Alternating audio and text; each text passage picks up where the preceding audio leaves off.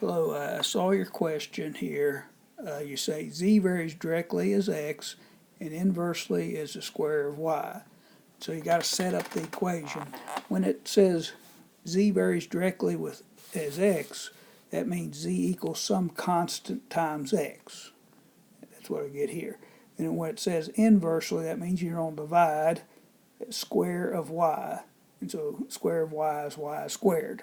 So z varied directly as x tells me z equals some kx. Then inversely means divided by, the square of y, or y squared. So important, to get this first part from this language here. The next part is you're given x is 10, so I put a 10 in for x. You're given y is 5, and so I put in a 5 for y. You're told the constant, the variation, or this constant k here is 2. So now it's just a matter of doing arithmetic. 2 times 10 is 20.